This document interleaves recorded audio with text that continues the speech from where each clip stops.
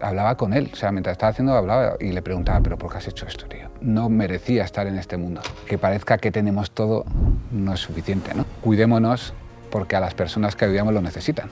No somos personas normales, pero que nos enfrentamos a situaciones que no lo son. Realmente lo que te hace profesional es pedir ayuda. Tuve una crisis fuerte de identidad como bombero. Sentí que nos faltaba algo que como bomberos teníamos que tener que ser capaces de hacer más. Las personas fallecen por suicidio porque ya no pueden vivir más de esa manera. Una persona con tal sufrimiento emocional, con tanto daño emocional, lo que buscan es apagar ese dolor.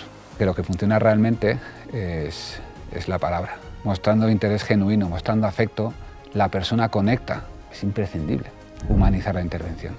Las personas que son el triple que en accidente de tráfico. Tenemos que asumir que las intervenciones también tienen coste emocional, aunque salgan bien.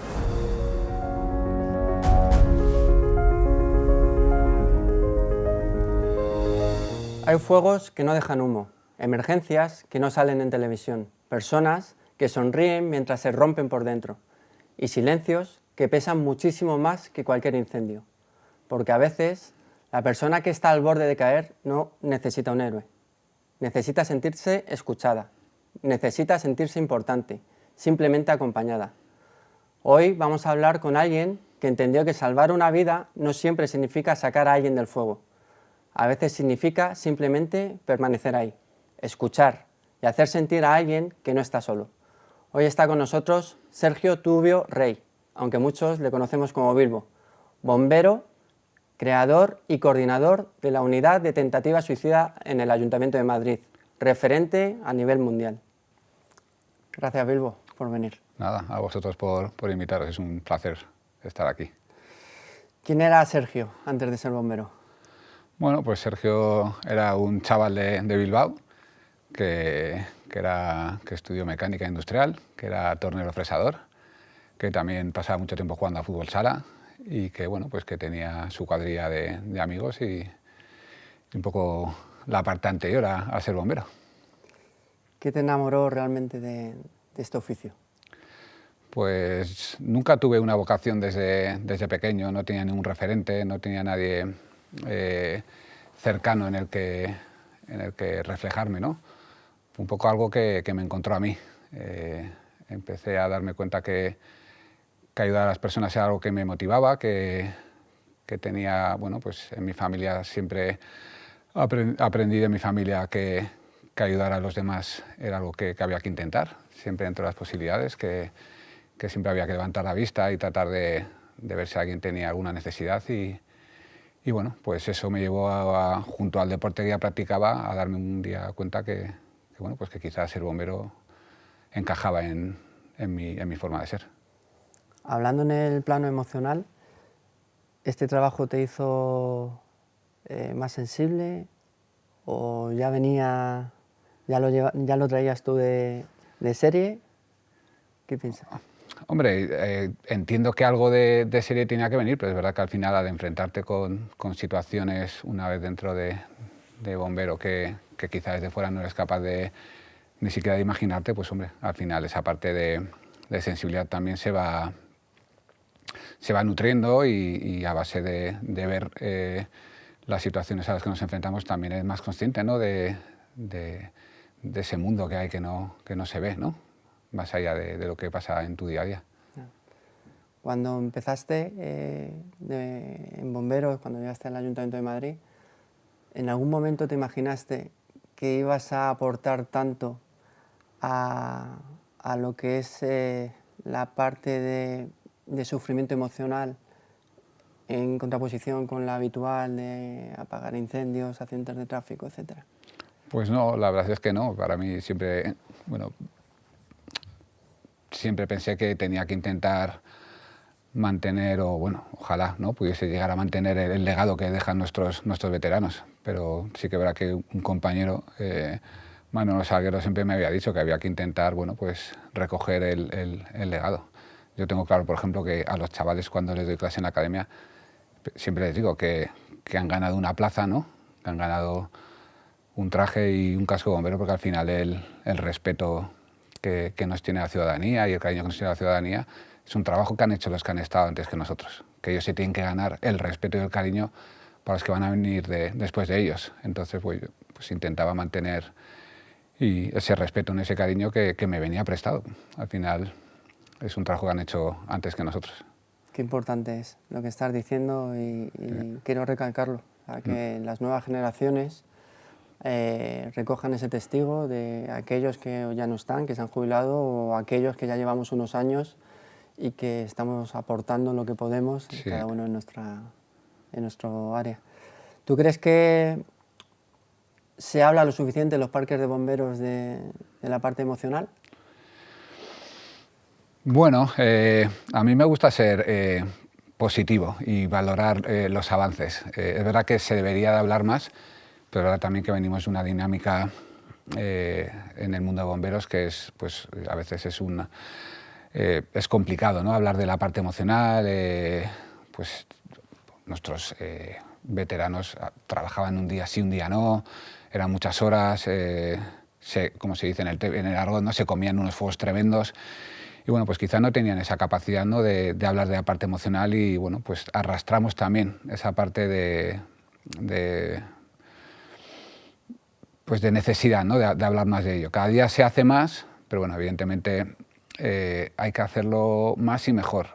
Al final creo que necesitamos también personas que nos guíen, mandos que estén formados en la parte emocional, que faciliten también las reuniones, los debriefing, fuera parte de la necesidad de tener también un apoyo profesional, ¿no? Pero nos tienen que dar herramientas, igual que tenemos procedimientos para intervenir en muchas situaciones. Creo que la parte de facilitar la ventilación emocional dentro del parque, por ejemplo, después de intervenciones complejas, eso también requiere de una formación a los mandos que faciliten, que sepan ver, ¿no?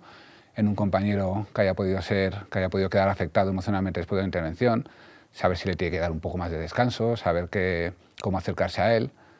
Entonces creo que hay que mejorar, pero también es verdad que se hace más que hace antes. O sea, se habla más de ello que hace 10 años, por ejemplo, mucho más.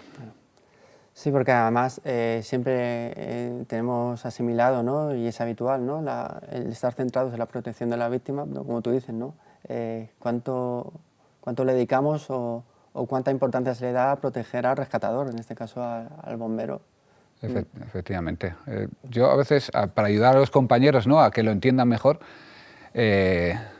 porque al final ponerse en primera persona el cuidado a veces parece que nos da vergüenza. Es como que no necesitamos cuidados o no los merecemos incluso. Es un poco raro, ¿no? Es como, bueno, yo me valgo, pero que se destinen, ¿no? los medios y las atenciones a los demás. Entonces, pues parafraseando a Enrique Parada, que es un psicólogo de emergencias que colaboró con nosotros desde el principio en la creación de la unidad y para nosotros es el referente total, ¿no? Enrique es maravilloso. Sí. Y bueno, de hecho ya es más que un compañero, es un amigo. Él en un libro que tiene sobre psicología de emergencias, cuando habla del autocuidado, que es además el tema que cierra el libro, la última frase que dice es: cuidémonos porque a las personas que ayudamos lo necesitan. Claro. Entonces, si hacemos ver a los compañeros que el autocuidado va a ir en la línea de poder ayudar mejor a los demás, pues es una manera de motivar y de entender que cuanto mejor estemos nosotros, mejor atención vamos a poder dar a los ciudadanos. Totalmente de acuerdo. Yo creo que también nos hace, como colectivo, nos hace mucho daño la típica imagen, ¿no? Del bombero indestructible, en el que estamos por encima del bien y el mal. Algo que personalmente hago mucho hincapié en siempre decir que somos personas normales, que hacemos cosas extraordinarias, pero gracias a la formación, gracias a nuestros EPIs, gracias a nuestras herramientas, pero absolutamente normales, con los mismos problemas que el resto, que nos afectan las cosas igual o más, porque siempre actuamos con personas normalmente que se encuentran en el peor momento de su vida. Efectivamente. Al final, lo has explicado muy bien, ¿no? Somos personas normales, pero que nos enfrentamos a situaciones que no lo son. Esa acumulación de situaciones extraordinarias necesariamente va a traer unas consecuencias. Yo a veces también utilizo muchas metáforas, ¿no? Tú puedes ponerte un escudo el que nos imaginemos cualquiera, el de Capitán América, el de Iron Man, me da igual. Tú puedes tener un escudo y ese escudo te puede aguantar 500 golpes, pero cuando con el golpe 501 se quiebre, te quedas desnudo. Entonces, dentro de esa preparación, sí o sí tenemos que introducir la preparación emocional, porque no hay ningún escudo que resista para siempre. No hay, porque un día te pilla con un problema familiar, te pilla con un problema personal, una discusión, una noche que no has dormido y caemos. Igual que tenemos una lesión de rodilla, podemos tener una afectación que nos afecte y a veces en el peor de los momentos. Entonces es fundamental introducir la parte de preparación emocional y sobre todo que entendamos que es bueno para nosotros, pero es que es fundamental para procurar una mejor atención. Yo tengo mi propia opinión, pero me gustaría saber la tuya, en el que dentro de las plantillas del mundo de la emergencia en general, pero en este caso de bomberos, hay muchos compañeros que no lo cuentan, pero que están jodidos o normalizan cosas que si no se cogen a tiempo, al final acaban derivando pues, en un proceso de salud mental, ya sea menos grave, más grave. O sea... Sí, al final somos un colectivo que se enfrenta a emergencias, que se enfrenta a situaciones que los demás, la población en general tacha de heroicas, ¿no? O sea, que etiqueta como heroicas. Nos enfrentamos a situaciones que son muy complejas, ¿no? Entonces, sí que es verdad que se tiene sobre nosotros una etiqueta de personas, como decías tú antes, indestructibles, ¿no? Que pueden con todo, que son capaces de entrar en un incendio o hacer un rescate o cualquier situación muy compleja de un alto nivel de exigencia físico, pero también emocional, y parece que eso nos hace indestructibles. La realidad es que no lo somos. Entonces, tenemos que entender que va a haber momentos en los que no podamos más, porque somos personas, con un entrenamiento, como bien decías, pero es verdad que al final vamos a necesitar. ¿Qué ocurre? Que al final esa etiqueta de superhéroes, si se me permite la expresión, pesa mucho. Pesa mucho. Y de repente que un compañero manifieste pues, que tiene algún tipo de debilidad o de problema en ese momento que sea emocional, o que asuma o diga abiertamente que ha habido una intervención que le ha afectado, que va a estar en la guardia tocado, que va a tener que pues, por ejemplo, que no puede comer en toda la guardia, ¿no? Que de repente no puede comer, con lo significativo que es que un compañero de repente pierda el apetito, ¿no? Entonces, al final, esa etiqueta pesa tanto que la ocultamos porque entendemos que eso nos hace menos bomberos, nos hace menos profesionales. Y cuando realmente lo que te hace profesional es pedir ayuda. Tenemos que entender que no podemos con todo. Igual que nuestro cuerpo no puede con todo y no podemos llegar a levantar 300 kilos en press de banca, ¿no? Claro. Pues no podemos con todo. Todo tiene un límite y tenemos que entender también a parar antes de lesionarnos, ¿no? Igual que escuchamos nuestro cuerpo cuando hacemos ejercicio físico, tenemos que escuchar también a nuestro cuerpo cuando nos dice que está durmiendo menos, que los comentarios te están afectando más, los de tus compañeros, que ha sido una intervención y te has quedado un poco bloqueado, que esa persona te ha recordado a alguien que quizás no has sanado todavía, ¿no? A tiempo. Tenemos que escucharnos y tenemos que reconocer esa vulnerabilidad que nos hace más fuertes. Madre mía, cuánto importante es todo lo que acabas de decir. Y bueno, creo que aquellos que a lo mejor tenemos más visibilidad tenemos la obligación de facilitar el hablar de la salud mental en emergencias, en el colectivo de bomberos, y en este caso yo me voy a poner por delante. Yo soy una persona que sufrió un proceso depresivo en lo mejor de mi vida, muy joven, ya era bombero, lo tenía todo, y sin saber por qué, pues un día caes y a mí me gusta hablar de ello. Me gusta hablar de ello porque además tengo la sensación que besar el barro, como lo besé muy fuerte, luego me ha permitido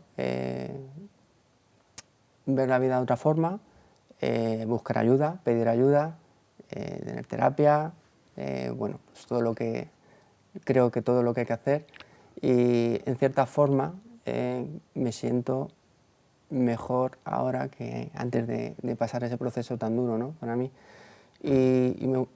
Tenía ganas de decirlo, ¿no?, es decir, es que tenemos la obligación de normalizar el hablar de ello, porque además tengo la sensación de que se te despierta cierta sensibilidad y cuando ves a un compañero que no se encuentra bien, los ojos le delatan. Sí, sí, sí. Y bueno, lo primero agradecerte esa generosidad, porque yo creo que es importante también hablar de ello y además sin ningún tipo de vergüenza ni de... O sea, todas las personas estamos en situación de poder tener una depresión. Normalizarlo ayuda a los demás a pedir ayuda.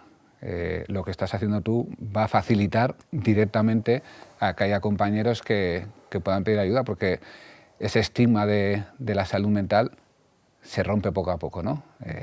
Tienes un compañero, para mí sabes que eres una persona referente, y que un referente exponga que ha pasado una depresión, que ha tenido que pedir ayuda, facilita directamente que otras lo puedan pedir. Entonces al final se genera también una cadena de ayuda que hace que bueno, pues que podamos mejorar nuestro estado y nuestro bienestar.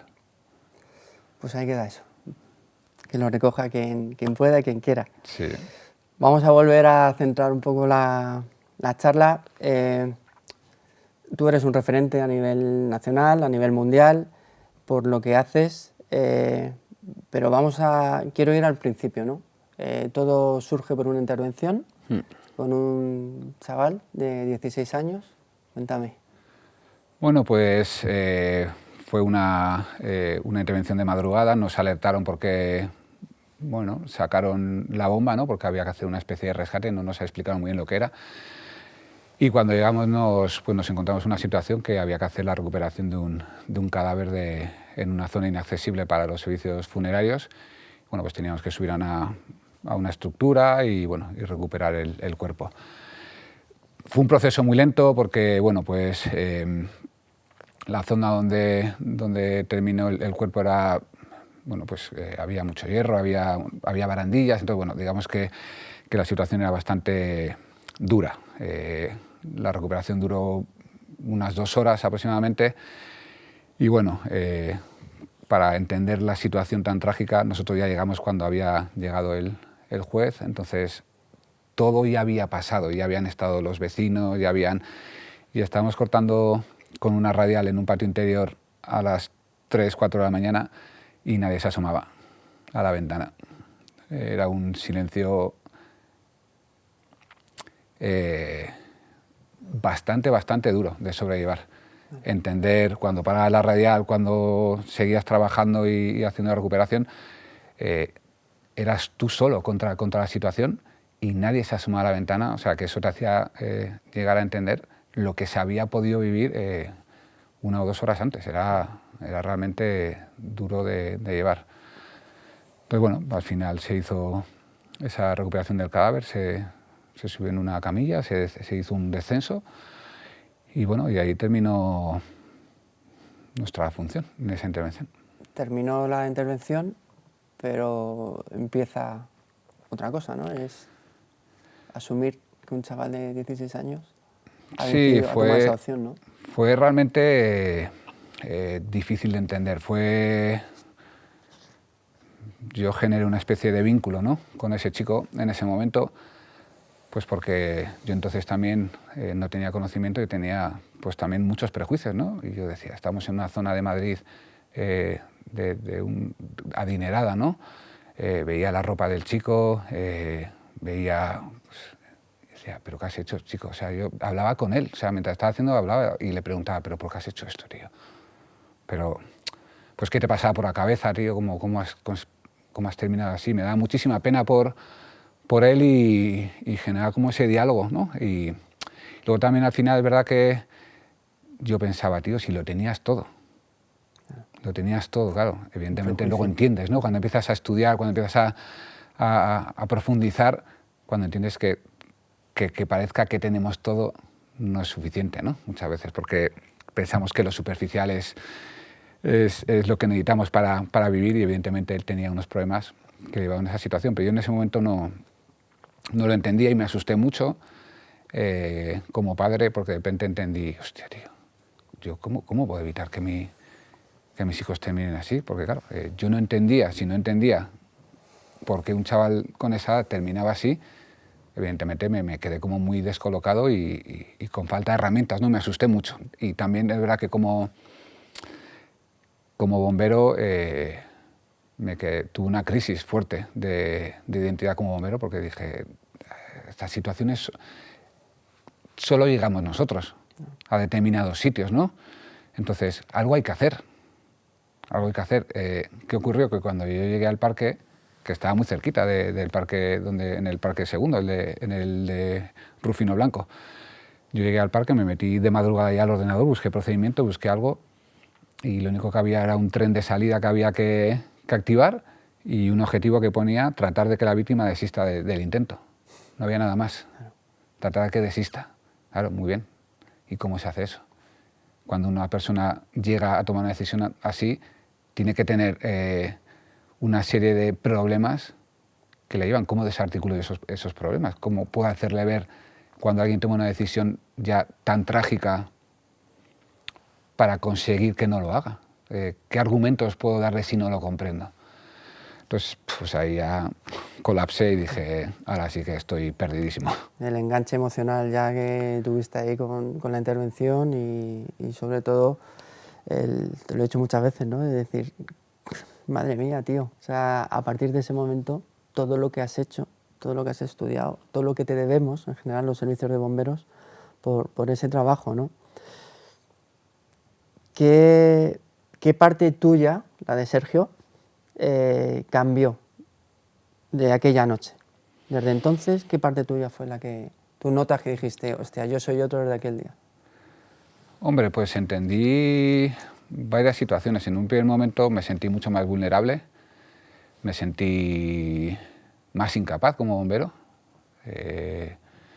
sentí que nos faltaba algo, que como bomberos teníamos que tener que ser capaces de hacer más. Y si no tienes ni un procedimiento, realmente no tienes una capacidad, ni siquiera sabes cómo van a intervenir tus compañeros, no sabes cómo acercarte. Entonces, en mí cambió una sensación tuve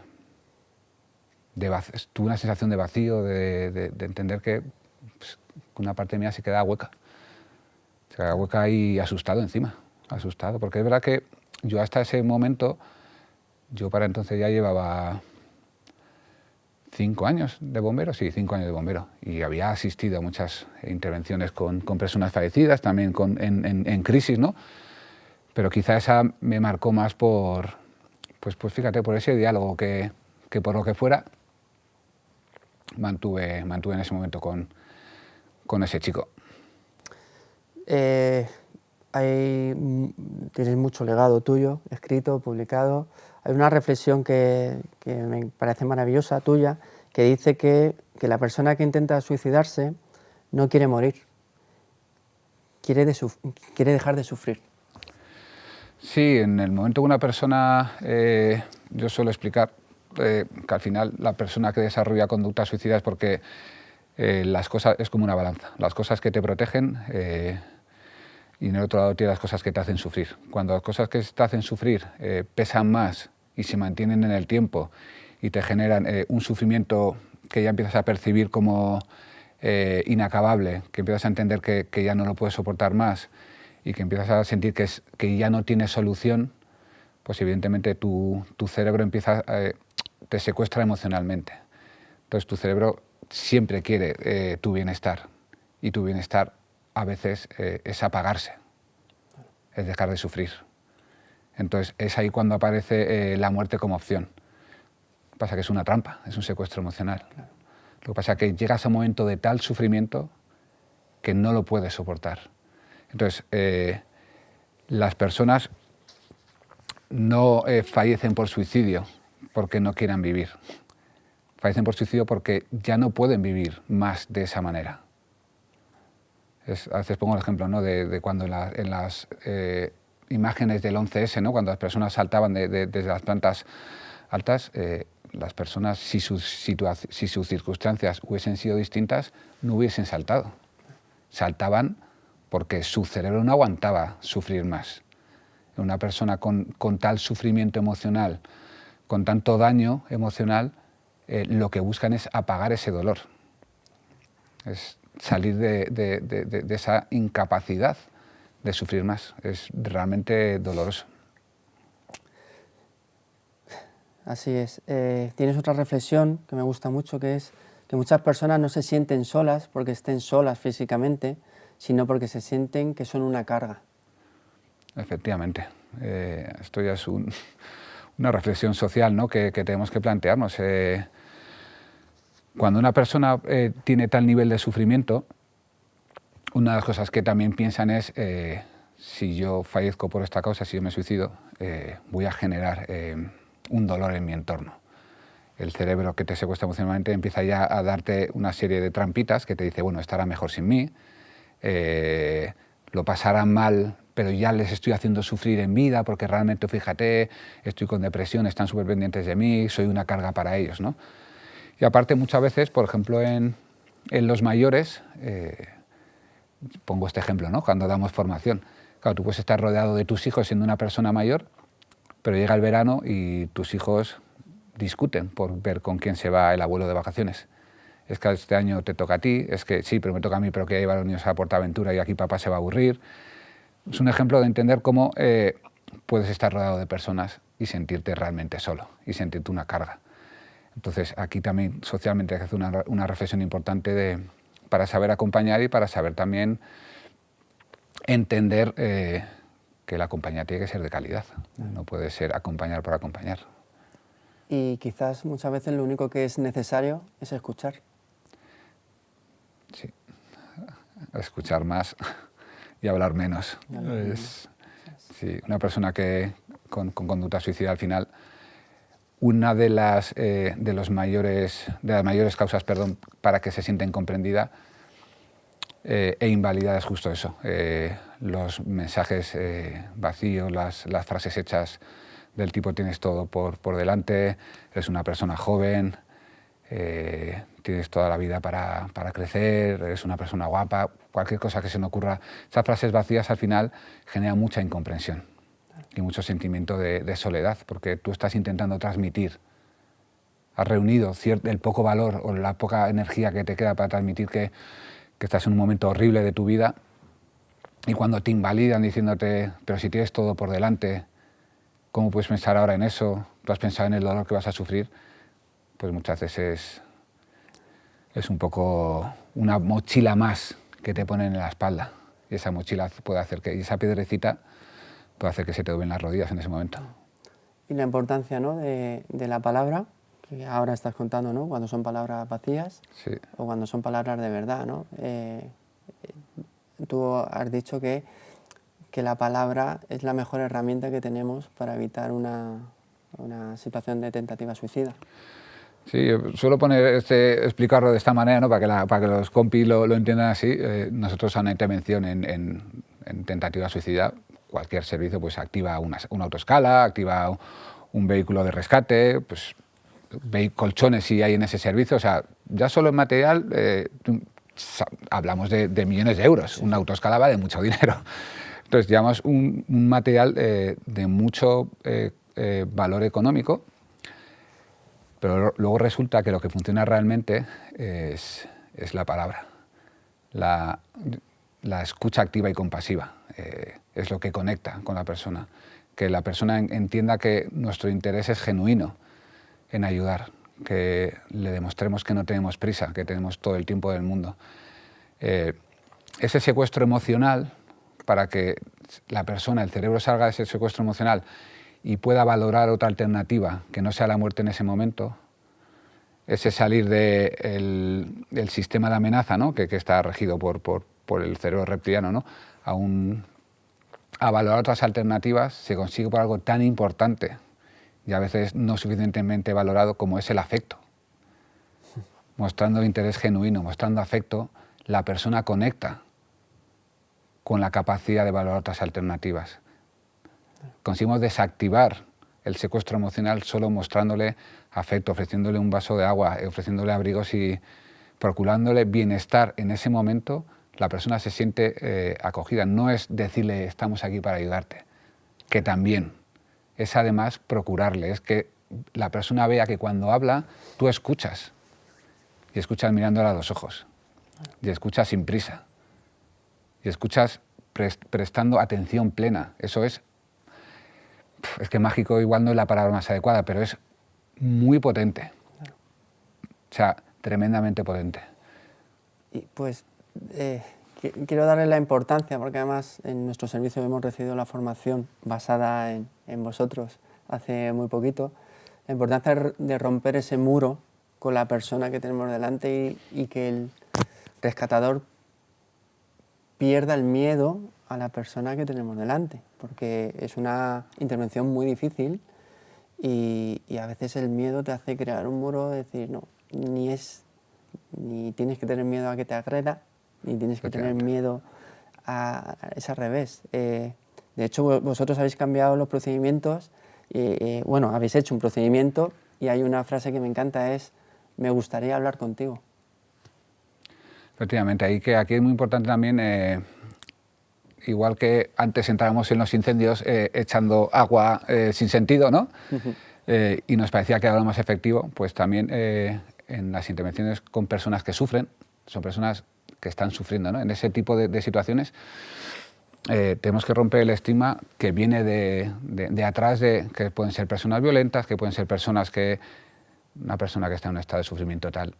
De hecho, muchas veces nos piden perdón, porque nos están quitando tiempo. Nos piden perdón porque podríamos estar ayudando a otra persona que sí merezca la pena, como dicen ellos.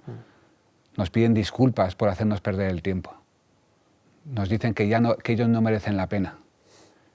Que qué pena que haya gente ahí dedicándose a ella cuando realmente habrá otras cosas más importantes que hacer. Fíjate que sí puede haber algo más importante que salvar una vida y ni siquiera son conscientes en ese momento de la importancia de lo que estamos haciendo. Porque ellos piensan que ya no merece la pena, ¿no? Recuerdo la frase de una chica que pudimos ayudar en su momento, que nos decía, yo es que tenía la sensación de que estaba ocupando un lugar en el mundo que correspondía a otro, que yo no merecía estar en este mundo, que lo tenía que ocupar otra persona, porque mi vida no merecía la pena y me sentía muy egoísta. Entonces es muy importante que cuando reflexionemos sobre cómo intervenir con personas en crisis suicida, entendamos que son personas que sufren, no son personas violentas, no son personas egoístas, no son personas que nos puedan agredir, atacar, porque si entramos ante una persona que está sufriendo en crisis suicida con miedo, la otra persona va a detectar nuestro miedo. Claro. Va a detectar nuestra activación, porque cuando sentimos miedo, se activan en nuestro cuerpo. Totalmente. Claro. También el sistema de amenaza, y el cuerpo el cerebro cuando está en sistema de amenaza se prepara para huir o para luchar. Si la otra persona está detectándonos simplemente porque es un instinto, la otra persona va a detectar sin saberlo que pestañeamos menos, que nuestras pupilas se dilatan, que nuestro cuerpo está en tensión. No podemos crear una conexión de ayuda genuina si nuestro cuerpo está en tensión. Biológicamente es imposible. Claro. No se puede. Tenemos que presentarnos de la manera más humana posible, sin escudos, sin armaduras, sin miedo. Es fundamental derribar ese estigma de que la persona puede ser violenta. Yo creo que tendría que estar en el título preliminar. Claro. El título preliminar tiene que aparecer que la persona que se suicida no nos va a agredir, que es una persona que sufre. De hecho, el romper ese estigma nos va a ayudar a otra frase que es tuya, y es intentar que baje la emoción para que vuelva la razón. Sí. Bueno, no me voy a atribuir esa frase, es del equipo de psicología, de Enrique, de Merche, sí. De Sara, de todo el equipo que está ahí trabajando muy fuerte y que al final, pues hemos generado un grupo muy heterogéneo en el que hacemos un enfoque de la intervención basado plenamente en la víctima, ¿no? Para nosotros es muy importante que entendamos que todo lo que se hace en este tipo de intervenciones tiene que ir centrado en no alterar o no perjudicar la situación de la víctima, desde el simple hecho de bajar el volumen de las emisoras, el intentar a la llegada no generar más estrés acústico, incluso, por ejemplo, asegurarnos con el anillo, o sea, en el anillo dorsal, para que la persona vea los menos aparatos posibles. Quitarte el casco. Quitarte el casco siempre que sea posible. Cuando sea posible. Siempre que sea posible, ¿no? Riesgo para ti, evidentemente sí. Eso es. La formación que recibimos luego haciendo pues feedback, ¿no? Con los actores que venían, ¿no? A interpretar, se metían tanto en el papel que luego te lo contaban. Decían, es que cambia completamente la mirada en los ojos. El no tenerle miedo a la situación que te estás enfrentando, o sea, enseguida enganchas. Es que no lo podemos controlar, lo percibimos. Hemos sobrevivido, hemos evolucionado en base a detectar los animales, o sea, los humanos, hemos evolucionado en base a detectar si la persona que teníamos enfrente, el animal que teníamos enfrente, era una amenaza o no para nosotros. Y si no somos capaces de acercarnos a una persona en esa situación sin miedo, sin tensión, sin recordar que nos han enseñado que la persona puede ser violenta, que tal, es que es imprescindible humanizar la intervención. Es imprescindible. Los números que hay hoy en día en cuanto a tentativa de suicida son horrorosos. Creo que no se le da, desde mi punto de vista, la visibilidad suficiente y necesaria que se le debería de dar. Algunos dicen que no sea un efecto llamada, otros yo creo que se debe de hablar de ello. Pero luego hay grupos, ¿no? de personas a nivel social más vulnerables desde mi punto de vista que otros, o que nos sorprenden más que otros, ¿no? Uno, evidentemente son los críos, sí, pero también las personas mayores.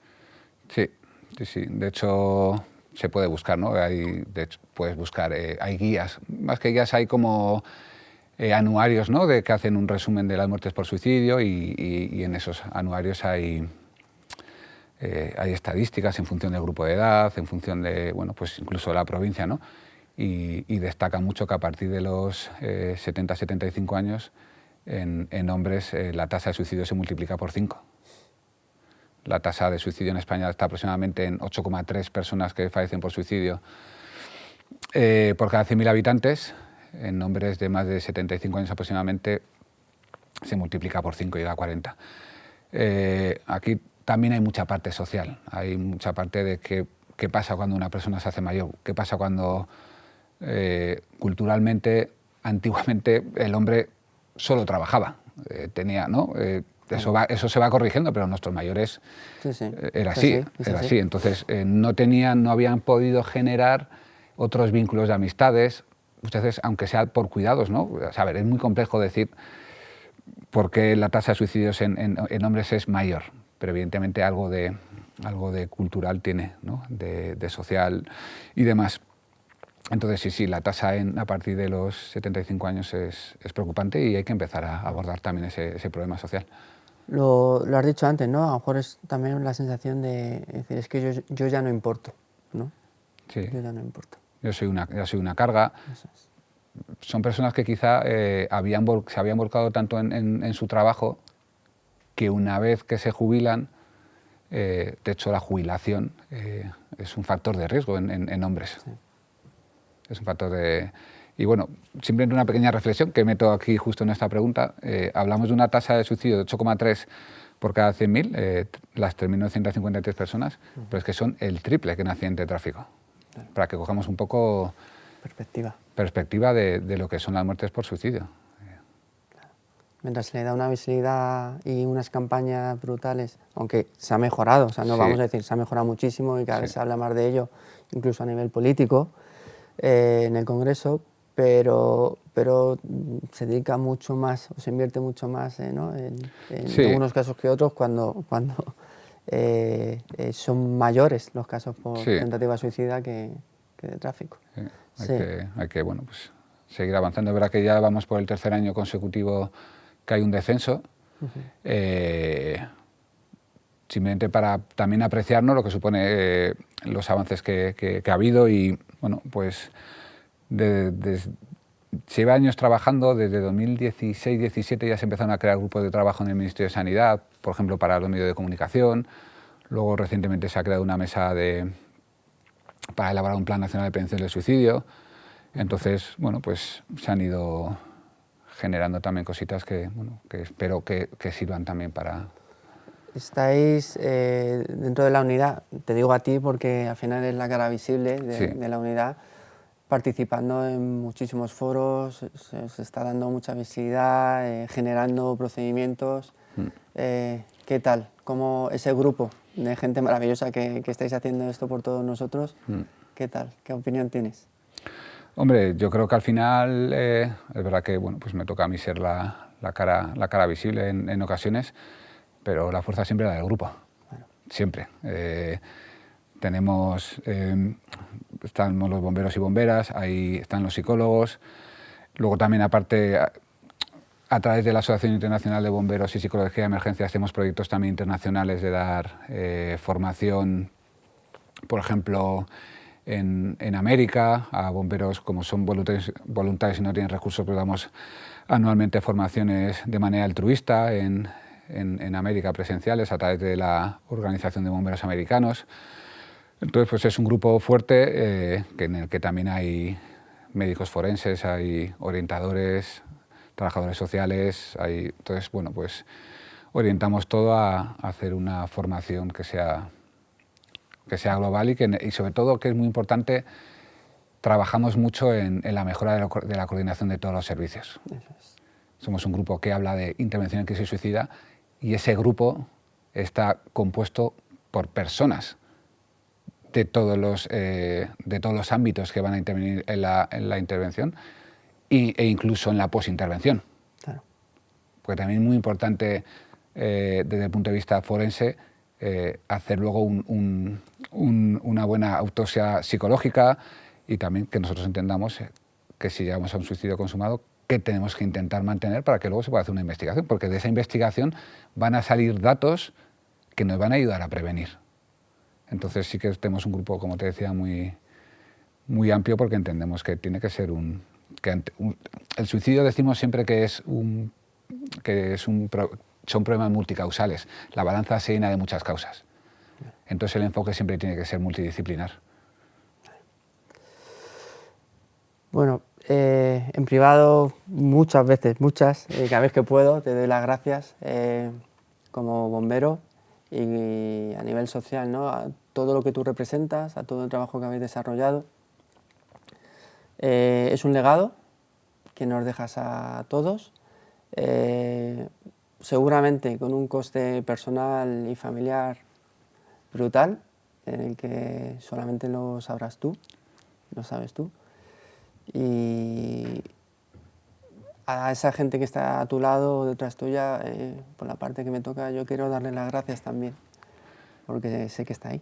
Sí, por supuesto, por supuesto. Tanto mis hijos como la madre de mis hijos, mi madre, mis hermanos, mis compañeros, aunque no estén en la unidad, al final, bueno, pues me han acompañado en este proceso y es verdad que han sido procesos es un proceso que tiene coste, ¿no? Al final te lleva a conocer a familiares de personas que han fallecido por esa causa, te lleva a tener conversaciones a través de foros con personas que todavía tienen mucha ideación suicida.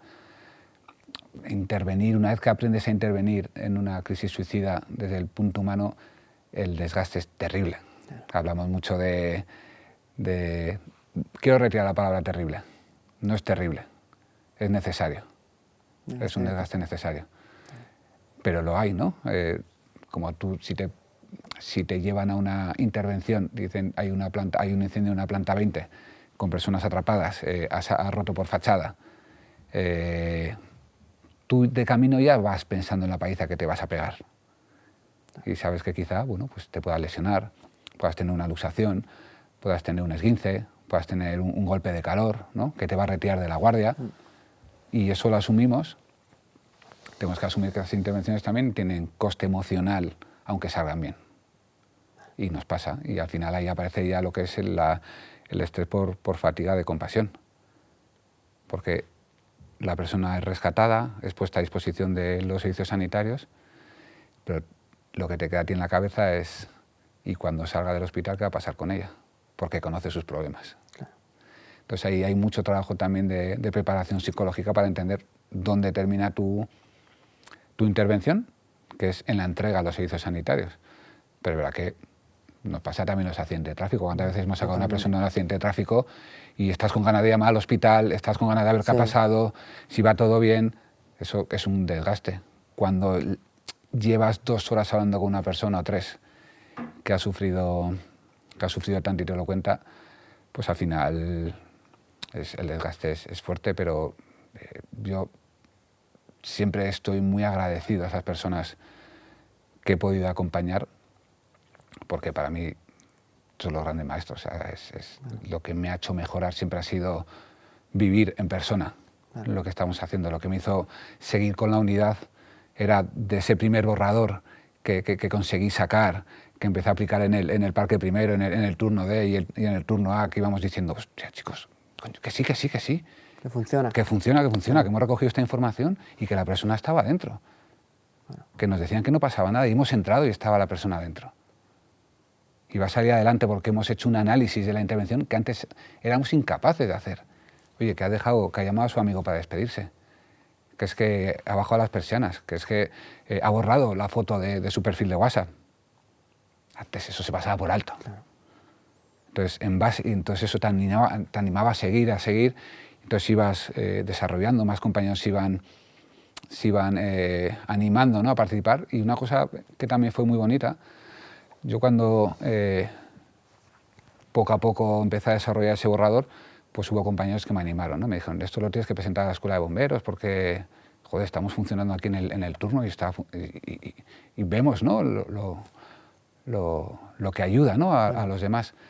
Entonces, cuando yo presenté el proyecto a la jefatura, presenté a la Escuela de Bomberos y ya empezó, me di cuenta de la cantidad de compañeros que necesitaban hacerlo, la cantidad de compañeros que tenían esa necesidad. Entonces, muy rápido, desde el principio, por ejemplo, con Santiago Martínez Soto, luego otros compañeros, con Enrique, que a Enrique le fui a buscar a su consulta y le dije, Enrique, quiero que estés conmigo, por favor, tómate un café, que necesito contarte lo que queremos hacer.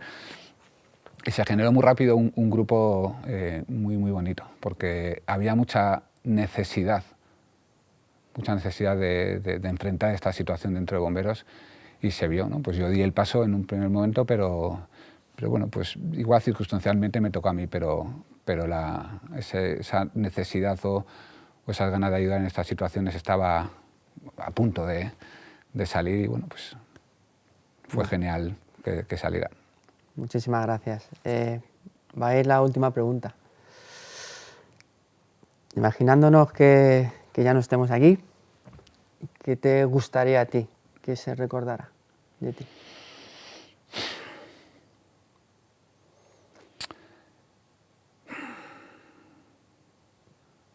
Bueno, que como bombero, que quizá contribuí en cierta manera a lo que en su momento mi compañero me dijo, a intentar mantener, ¿no?, el respeto y el cariño que nos tiene la ciudadanía, que ojalá lo haya podido conseguir. Todavía estoy en el proceso, no, por supuesto. Creo que eso es algo que se trabaja hasta el último día que haces tu última guardia y todavía más allá. Sí, pues sería algo bonito, ¿no?, entender que he podido aportar a ese legado de lo que es ser bombero, porque al final uno es bombero, uno no trabaja de bombero. Y aunque lo descubra tarde, yo creo que nace siendo bombero, ¿no? Y bueno, pues como persona, bueno, pues que siempre he querido lo mejor para la gente que me rodea y que me quiere, y que pues sería bonito que la gente pudiera recordarme así, un poco más.